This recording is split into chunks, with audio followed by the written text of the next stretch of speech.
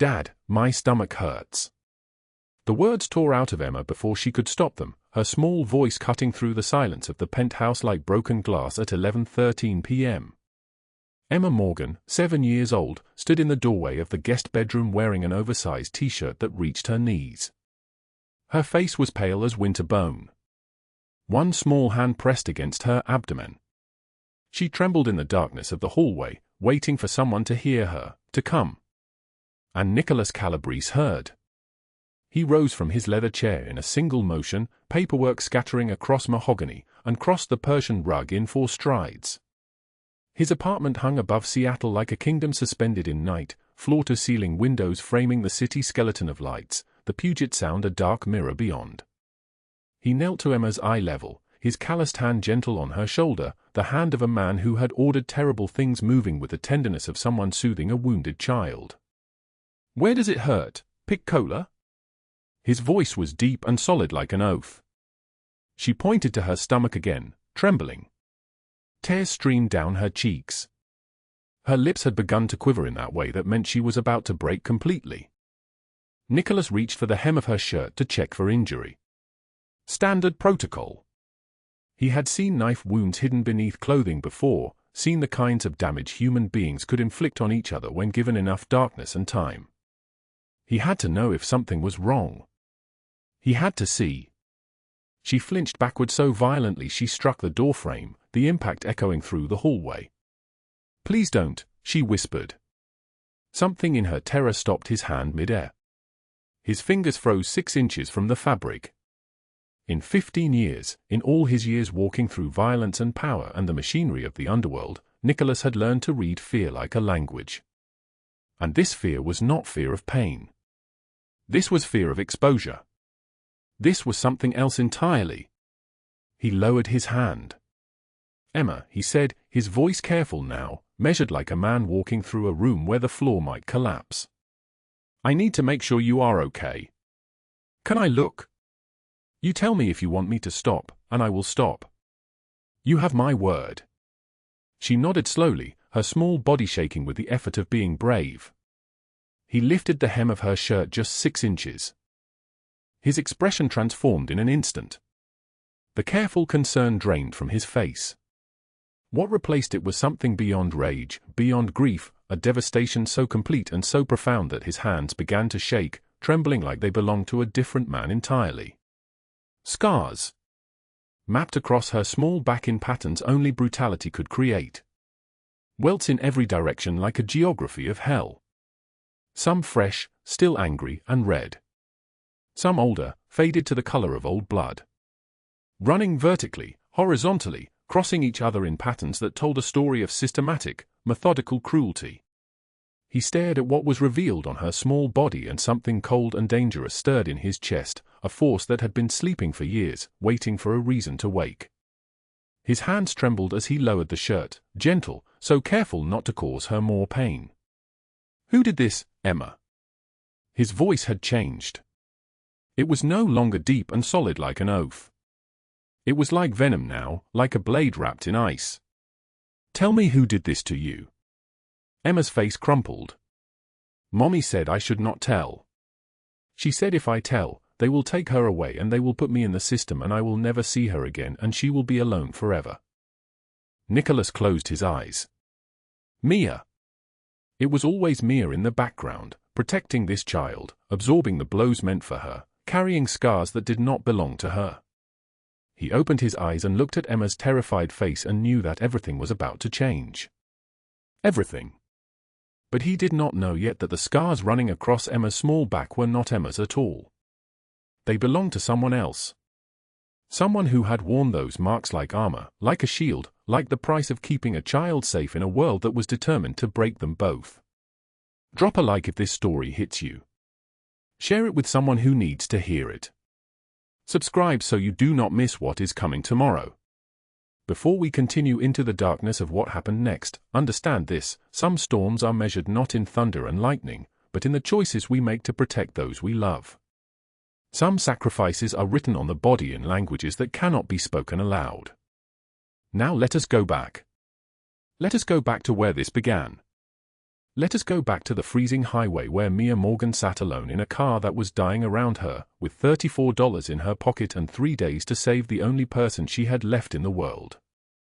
16 hours earlier, the Seattle blizzard hit Highway 5 without warning that evening. Visibility collapsed to nothing. The ancient Honda sputtered and died on the shoulder, snow accumulating on the windshield like a burial, like the world was being slowly erased, like there was no road anymore and no Seattle beyond the white. Mia Morgan sat alone in the driver's seat. She was 29 years old but looked decades older. Her face was sharp, carved by exhaustion, by years of double shifts and 12-hour days standing on her feet until the pain became invisible. Her eyes were the color of storm water, and they held a kind of knowing that should not exist in someone so young. Her hands, gripping the steering wheel, were calloused from the laundry room at the Fairmont Hotel where she had worked for 3 years, where her manager Douglas Hale had stolen her tips every single day and threatened to report her to immigration if she complained. Threatened to have her deported. Threatened to ruin everything. She wore a faded blue coat that had belonged to someone else once, a coat bought second-hand from a donation bin. Underneath it, a uniform stained with bleach. In her pocket, an envelope with $34. In her heart, a deadline, 3 days. 72 hours. $125,000 or Emma would be placed in the foster system, would be pulled away from her, would be lost forever in the machinery of state custody. The gas gauge pointed to empty. The fuel warning light had been glowing for the last 20 miles. She had driven toward the mountains alone at midnight because there was nowhere else to go. She had written a goodbye letter and left it in her coat pocket, folded small, addressed to Emma. She had written, "I love you more than living. I love you more than anything. Be brave. Be kind. Do not let them break you like they broke me." The engine made a sound like a dying animal. A last gasp. Then silence. Snow fell. It fell and fell and fell, soft and relentless, filling in the spaces where she sat, erasing the evidence that she had ever been there at all. Minutes passed. Then 10 minutes. Then 15. Her breath fogged the windshield. Her fingers went numb on the steering wheel. And then headlights appeared in the white. Not normal headlights. A convoy of lights. Cutting through the storm like they were burning through a wall. The sound of heavy engines approached, the kind of engines that belonged to black SUVs, the kind of vehicles that did not drive on highways at midnight without a reason and without power behind them. 3 vehicles. They materialized through the white haze like something from a nightmare, like they had been summoned from the storm itself. They surrounded her car. The engines went silent. For a moment, there was only the sound of wind and the soft accumulation of snow. The back door of the center vehicle opened. A man emerged. He was tall, 6'1", with broad shoulders that seemed to carry weight beyond the physical. His hair was dark, silvered at the temples, swept back from his face with a kind of careful precision that suggested control, everything about him controlled. He wore a coat of pure cashmere worth more than a year of her old salary, draped like he had been born wearing expensive things. His face was sharp, angular, carved from stone. His eyes were the color of storm gray, penetrating, seeing everything. And running down the left side of his face, from temple to cheekbone, was a scar like a blade, like a knife had tried to carve him open once and he had simply continued living. Nicholas Calabrese. Mia did not know his name yet. She did not know that this man commanded more power than some countries, that his word could erase people from existence, that the men who stood behind him would walk into fire if he asked. She only knew that he was terrifying. She only knew that her hands had begun to shake so badly she could barely keep them on the wheel. He approached her window slowly, each movement deliberate, measured, like a man who had been taught to move through space in a way that announced his arrival before his body did. She rolled down the window. The wind rushed in, carrying ice, carrying cold that seemed to have teeth. "Your car is dead," he said. His voice was deep and solid like an oath. "You have been here for 18 minutes. She did not ask how he knew that. She did not ask anything. "We can help," he said. It was not an offer phrased as a question. Or we can leave you here and the snow will finish what the cold started. What do you choose? She chose. She did not remember getting into the black SUV. She did not remember the ride through the storm, through the white-swallowing darkness. She only remembered sitting in the warm earth, her body shaking with shock and cold and something else, something like the beginning of hope, and being terrified of hope more than she was terrified of death. The man sat across from her in the back seat. He did not introduce himself. He simply watched her with those storm-gray eyes and waited. "Why are you alone on Highway 5 at midnight?" he asked. She did not answer. "Why were you driving toward the mountains?" he asked. She did not answer. He did not ask again. He simply waited, patient, like he had infinite time, like waiting was something he had learned to do perfectly. And after 5 minutes of silence, 5 minutes of his eyes holding hers, she broke. She told him everything. She told him about Douglas Hale and the stolen tips. She told him about the threat of deportation. She told him about the court order and the deadline and the $125,000 she could not earn in 3 days no matter how many shifts she worked, no matter how many hours she stood in the laundry room. She told him about Emma, about her sister, about the foster system waiting with open jaws. And when she was finished, he said 5 words. "Tell me the address." And Mia Morgan, who had no one left in the world, who was going to drive off a mountain in the snow, made a choice that would change everything. She told him. 16 hours earlier, Highway 5 northbound, Seattle. 6:34 in the evening. The blizzard came without warning. One moment the highway stretched gray and ordinary beneath a winter sky. The next moment the world dissolved into white chaos. Snow fell not downward but sideways, driven horizontal by wind that howled like something alive and furious, tearing at the asphalt, erasing the line between road and shoulder and cliff edge until there was nothing but the shrieking whiteness and the sound of tires losing their grip on ice. Mia Morgan's 2004 Honda Civic sputtered once. Twice. The engine coughed like a dying animal and then surrendered completely. The check engine light flickered red, a small bright panic in the dashboard darkness, as she coasted toward the shoulder, her frozen fingers gripping the wheel with everything she had left. She was not going to make it to the mountains. She knew this before the car came to a stop. She could feel it in the way the engine had been struggling for the last 10 miles, the way the heater had quit working an hour ago, the way her hands had gone numb and stayed numb no matter how she rubbed them together. The car wheezed to a stop on the shoulder. The hazard lights blinked weakly into the storm, for measly red flashes that looked like dying embers in an ocean of white. The temperature inside the car dropped immediately. Her breath came out in clouds. Fog bloomed across the windshield from the inside, crystalline and spreading, until the world outside became just suggestion and shadow. She pulled her thin coat tighter, the coat she had owned for 8 years, the seams beginning to split at the shoulders, the lining torn in 3 places. Inside the left pocket, folded into a perfect rectangle, was a letter written on Fairmont Hotel stationery. She had written it during her lunch break, sitting in the employee break room with her hands shaking so badly she could barely hold the pen. "Dear Emma, I am sorry I could not be the sister you needed. I am sorry I could not save you. I am sorry I could not earn enough money. I am sorry I am failing you. Do not be afraid of the dark. The dark cannot hurt you. Only people hurt you. And I will not be a person who hurts you anymore." She had signed it in pencil because her hands would not stop shaking enough to use a pen. 40 miles away, in a temporary foster home in the mountains, a 7-year-old girl named Emma Morgan was eating dinner at a table with strangers. Emma had not spoken a single word to them in the 3 weeks she had been placed there. She had not spoken since the day the social worker had told her that Mia was losing custody, that the court had given Mia 3 weeks to prove herself stable, employed, financially secure. 3 weeks became 3 days. 3 days became tonight. The goodbye letter in Mia's pocket had been written in the smallest handwriting possible, as if making the words tiny could make them hurt less. She checked her phone. 12% battery. 7:42 in the evening. The custody hearing was at 9 a.m. on Monday morning. 3 days and 17 minutes away.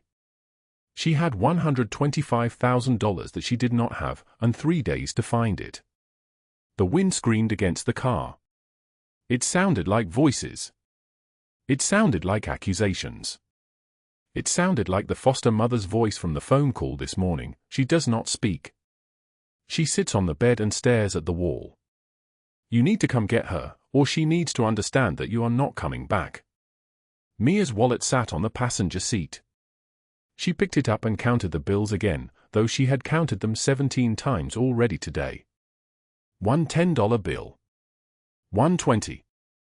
For ones. Total $34.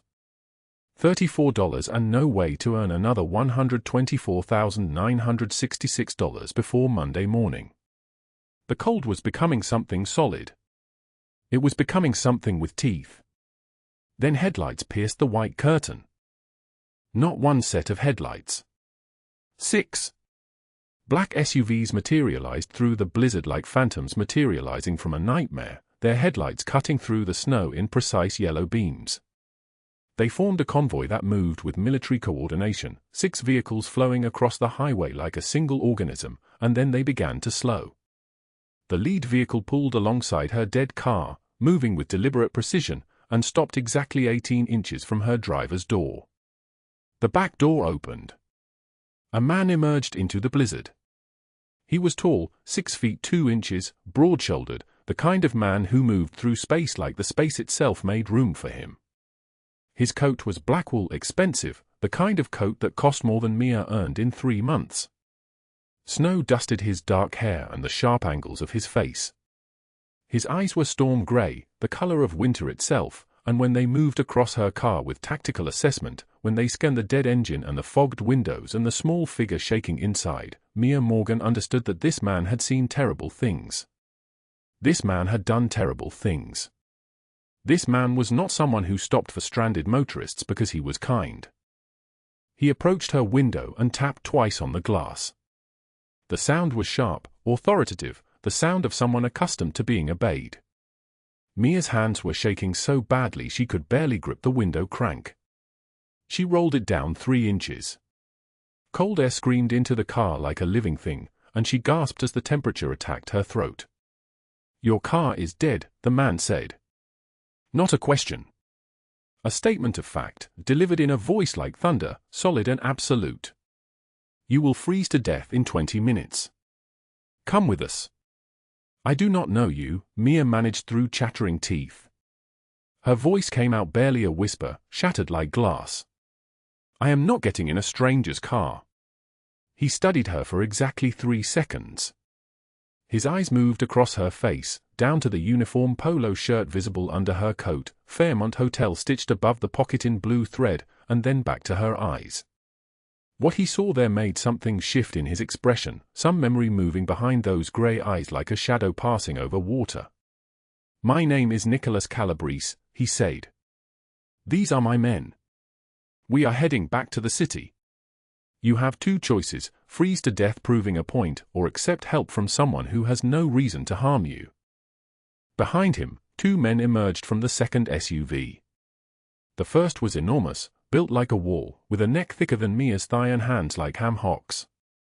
The second was sharp-eyed and watchful, his suit perfectly tailored, his posture suggesting he had been trained to violence so thoroughly that violence had become a second language. Both men wore expressions that said this was unusual. Their boss did not stop for stranded motorists. Their boss did not emerge from vehicles in the middle of blizzards to negotiate with young women in dying cars. "Why would you help me?" Mia asked.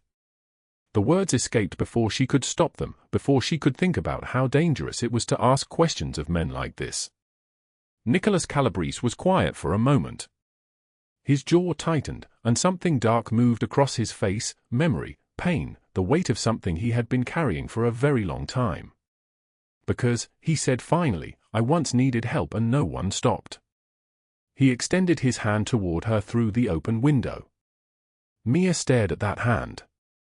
She had read enough news stories, heard enough warnings, to know that getting into a car with 6 armed men was the kind of choice that ended with police searching a river. But she also knew that staying in this car meant Emma would wake up tomorrow morning to a phone call telling her that her sister had been found frozen on Highway 5. She knew that staying in this car meant Emma would spend the rest of her life wondering if there was something she could have done differently, something she could have been, that might have changed the ending. She hesitated 5 more seconds. Then she reached for the door handle. The moment the door opened, the cold became something physical, something that grabbed her entire body and tried to pull her under. She stumbled out of the car on legs that had forgotten how to work, and Nicholas Calabrese's hand, warm, steady, solid, caught her elbow and kept her upright. "I have you," he said, and though it made no sense, though this man was a stranger, though every warning she had ever received screamed at her to run, Mia believed him. The wind howled across the highway. The snow fell in sheets. And somewhere in the white chaos, the red tail lights of her dead car blinked 4 times, then faded into the darkness as Nicholas Calabrese guided her toward the black SUV and the unknown that waited inside it. The candlelight flickered across Nicholas Calabrese's face as he watched Mia lower her shirt. His jaw had locked into something carved from stone. For 17 seconds, she counted them, the way she counted everything now, every moment of kindness, every moment of cruelty. He did not move. He did not speak. The only sound was the distant clatter of dishes from the kitchen, the low murmur of other diners who had no idea that the world had just shifted on its axis in a private booth at the back of Lucia's. Bruno stood frozen 3 feet away, his massive frame suddenly looking small. His hands had gone white at the knuckles. Theo, positioned at the bar with his back to the room, had turned completely around when he heard Mia's sharp intake of breath, and now his eyes were locked on Nicholas, watching for the signal that would determine what happened next. Nicholas walked to the bar without a word. The silk of his Valentino suit whispered as he moved. He poured 2 fingers of whiskey into a crystal glass with a hand that did not shake. His control was too absolute, too ingrained for that. The whiskey disappeared in 1 swallow. Then another pour. Another swallow. Only then did he turn back to face her. "How long," he said, and his voice had become something like the sound of a blade being drawn, "has this been happening?" Mia could not meet his eyes. She smoothed her shirt down with trembling hands, tucking it back into her jeans with the careful precision of someone who had become expert at making herself smaller, less visible, less likely to provoke violence.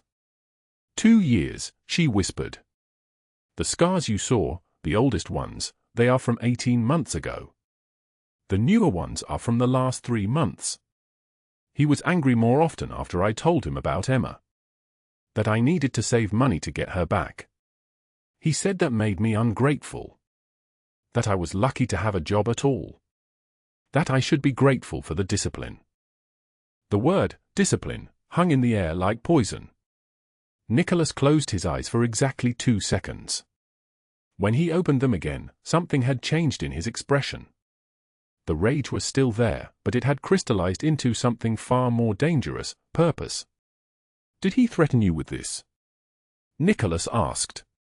"If you told anyone." "He said he would destroy Emma. That he has people at Child Protective Services.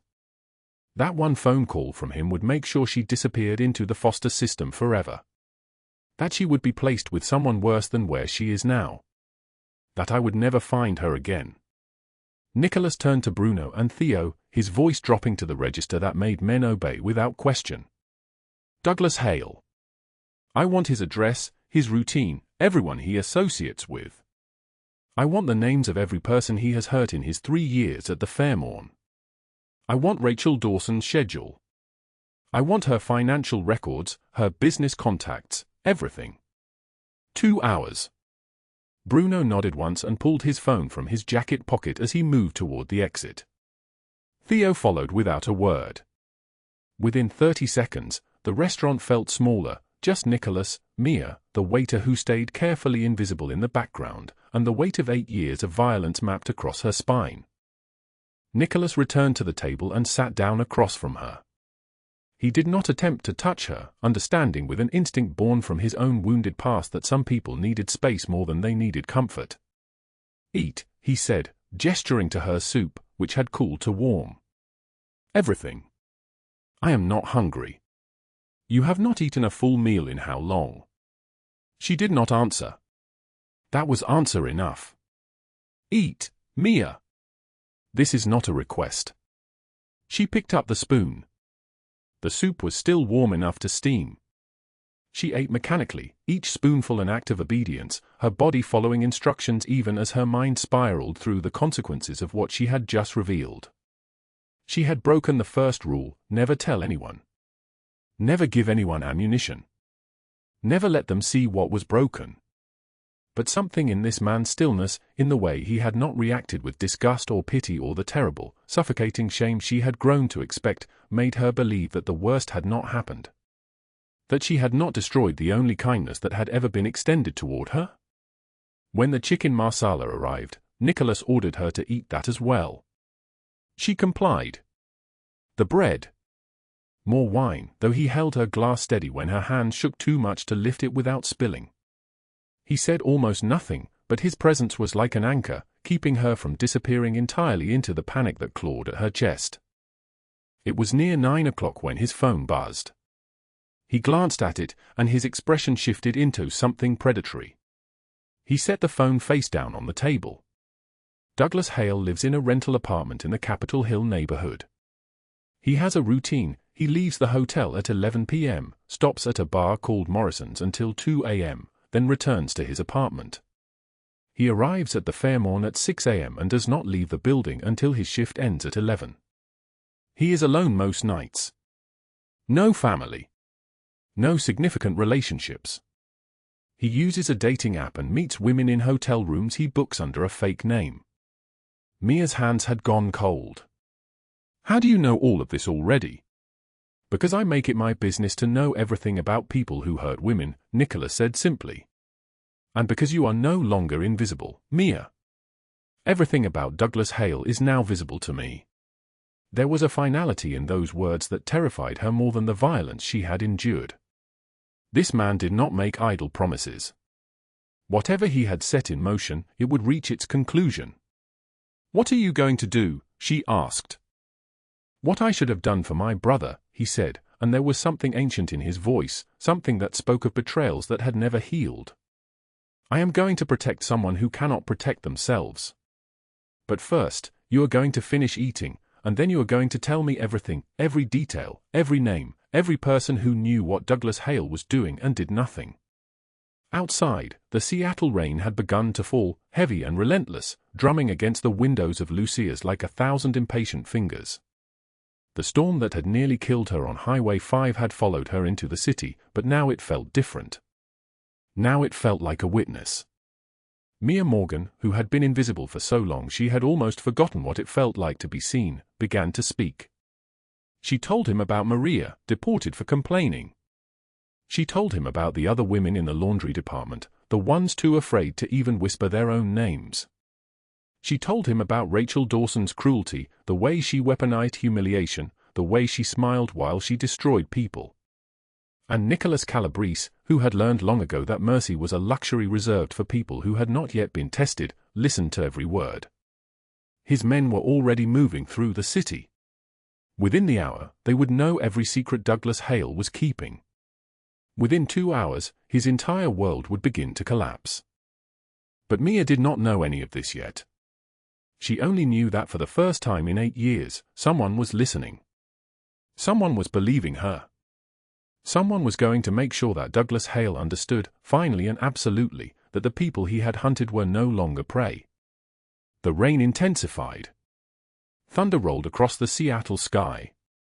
And in the warm amber glow of Lucia's, a woman who had been drowning finally began to breathe.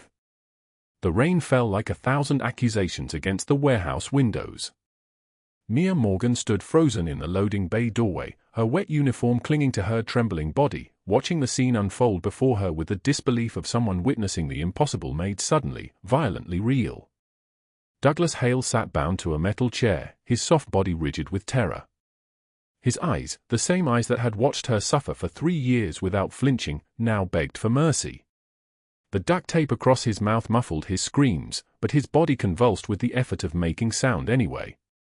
Beside him, Rachel Dawson's designer pantsuit hung torn at the seams. Her hair, always perfectly styled, now matted and wild. Her face, which had worn cruelty like perfume, now wore only fear. Nicholas Calabrese stood between them like a general surveying a battlefield, his black coat dripping rain onto the concrete floor. When he turned to face Mia, something in his expression softened, just slightly, just enough that she understood this entire night had been orchestrated for her. "He does not deserve your presence," Bruno said quietly, appearing from the shadows. His massive frame seemed to fill the warehouse. "Let us handle this. You should not see." "She should see everything," Nicholas said, his voice like thunder rolling beneath the words. "Because invisible people stay invisible when they do not witness their own liberation." He walked to Douglas, each footstep deliberate and measured. The duct tape tore away with a sound like fabric ripping open. Douglas immediately began babbling, words tumbling over each other in desperation. "Please, I do not know what this is. There has been some mistake. I have money. I can pay anything you want. Please, I have a family." Nicholas's hand moved like a blade wrapped in ice. The backhand struck Douglas across the face with enough force that his head snapped sideways. The sound echoed through the entire warehouse, a sharp, definitive crack that seemed to silence even the rain outside. "You are going to apologize," Nicholas said, his voice low and steady. "For every scar. For every dollar you stole. For every day you made her believe she was worth less than the clothes you wore." Douglas touched his bleeding lip, his whole body shaking. "Mia, I am sorry, I am so sorry, I did not mean." "You meant every second of it," Mia said. Her voice came out steady, forged from 8 years of silence suddenly breaking. "You enjoyed watching me break. You smiled while you did it." For the first time, Douglas Hale saw himself reflected in her eyes not as her master, but as a creature worthy only of contempt. His face crumpled. He began to weep, not the tears of genuine remorse, but the tears of a man confronting the end of his world. Nicholas made a small gesture. 2 figures emerged from the darkness at the warehouse's far end. They wore different insignia than Bruno and Theo. Their movements had a different quality, less disciplined, more predatory. Their eyes held the flat, emotionless gaze of men who lived in a different kind of darkness. "This is Douglas Hale," Nicholas said, his Italian accent thickening with formality. "He is yours now. The Rossi family keeps its promises." The men did not smile. They did not speak. They simply moved forward and began unlocking the wheels of Douglas's chair. Douglas's screaming started immediately, a high, keening sound that rose from his chest and filled the entire warehouse. "No, no, please, not them, please, Nicholas, I will do anything." The second van's doors closed on his voice. Within seconds, the vehicle reversed and disappeared into the rainy Seattle night, its tail light swallowed by darkness. The silence that followed was absolute. Rachel Dawson sat frozen in her chair, watching what had just happened, understanding with perfect clarity that she was witnessing her own future. When she tried to speak, her voice came out fractured. "You cannot do this. I have lawyers. I have connections. I will have you arrested for kidnapping, for—" "No," Nicholas interrupted, kneeling to her eye level. "You will not. Because by the time dawn breaks over this city, you will have nothing left to hire a lawyer with." He stood and walked to where Theo waited by a laptop on a metal folding table. "At 6:06 a.m. tomorrow morning, federal agents will raid your penthouse," Nicholas continued, each word a sentence being handed down. "They will find files documenting 47 labor violations. They will find evidence of wage theft dating back 8 years. They will find falsified tax documents worth millions." Rachel's face went white. "How?" she whispered. "Anonymous tips are a beautiful thing," Nicholas said. "The IRS loves them. So do reporters at the Seattle Times. In fact, they are very eager to run a story in tomorrow's morning edition. The headline reads, 'Hospitality Executive Arrested in Massive Labor Trafficking Ring.' It includes testimony from every woman you ever humiliated. Every person you made feel small so you could feel large." Theo pressed a button. The laptop screen came to life, showing Rachel's bank accounts, the numbers beginning to move, to disappear, to transfer into accounts she did not recognize. "Your debt has been sold," Nicholas explained calmly, "to 3 different collections agencies. Your hotel's deed has been transferred to federal authorities pending investigation. Your social media accounts will be flooded with evidence by morning. By noon, you will be in King County Jail awaiting trial. By sunset, you will wish they had sent you to the Rossi family instead of keeping you alive." He nodded to Bruno, who unlocked Rachel's chair. She stood on shaking legs, and the men escorted her toward the warehouse exit. She did not scream. She did not beg. She simply walked like a woman watching her entire life burn in real time, powerless to stop any of it. When she was gone, Nicholas turned to find Mia standing exactly where she had been, tears streaming down her face, but not tears of grief. Tears of something else entirely. Something like relief. Something like the first breath after nearly drowning. He approached her slowly, giving her space to retreat if she wanted to. She did not. "It is finished," he said, his voice gentle now, the thunder transformed into something closer to a prayer. "He is still alive," Mia said. "Yes. But she will suffer." "Yes. She will have nothing. No money, no status, no one who wants her company. She will spend 40 years understanding exactly how it feels to be erased. She will live a very long time wishing she had been handed to the Rossi family instead." The rain intensified outside. Thunder rolled across the Seattle sky like a warning sent too late. Mia thought of Emma. Thought of the custody hearing in 48 hours. Thought of the fact that she no longer had to choose between survival and protecting her sister. "What happens now?" she asked. Nicholas reached into his coat and withdrew an envelope. Inside were documents, legal documents with official seals. Her eye scanned the words without fully comprehending them at first. Custody transfer. Full guardianship. Emma's name beside hers. How? The single word came out like a prayer. "I made a phone call," Nicholas said. "To a judge who understands that 8 years of labor theft constitutes abandonment of the child's well-being. Douglas Hale's name will be struck from every legal document. Emma is yours now. Officially. Permanently." Mia's knees buckled. Bruno caught her before she fell, supporting her weight as her body released 8 years of tension at once. She wept, deep, wrenching sobs that seemed to come from somewhere beneath her bones. Nicholas stood beside her, not touching, just present. Just bearing witness to the moment when an invisible woman finally became visible enough to save herself. "Come," he said when her breathing steadied. "There is someone waiting for you." In the black SUV, protected from the rain and the cold and the entire weight of the world, Emma slept across the back seat, clutching a small pair of worn pink shoes, the first shoes Mia had bought her in the shelter 8 years ago.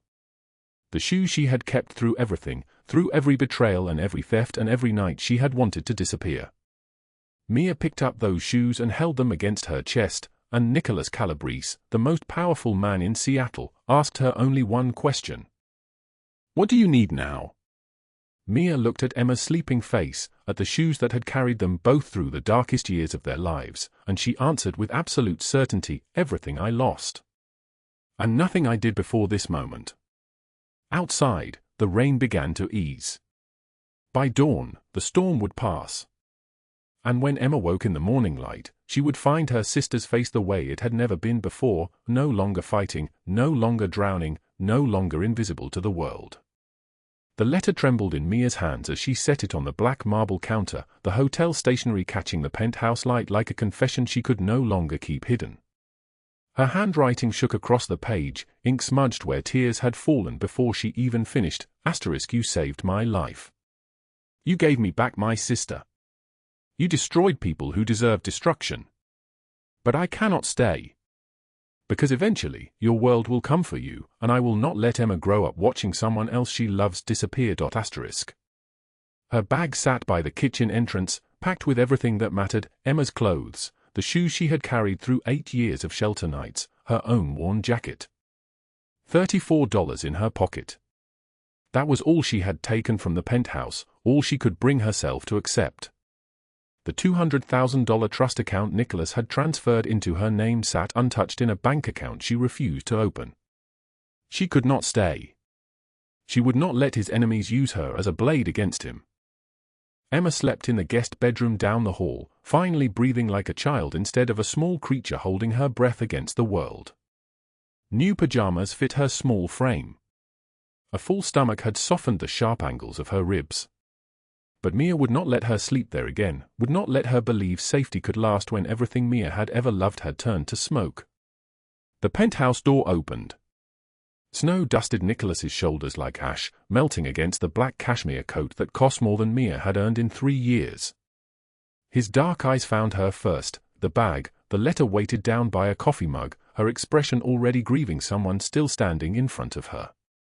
"You were going to run," he said. "Not a question. I was going to keep you safe." Her voice came out barely a whisper, like tissue paper tearing. "I was going to keep Emma safe." Nicholas crossed to the kitchen, his movements deliberate, each step controlled like a man who had learned long ago that power lives in restraint. He picked up the letter. His jaw tightened as he read her words by the light of his phone, the shadows cutting sharp lines across his face. 30 seconds passed. Then 40. The silence stretched like a living thing between them. By disappearing in the middle of the night with a 7-year-old child and $34. His voice was not angry. Worse, it was hurt. A wound opening that Mia had not known could exist beneath such a man. "You think I cannot protect you?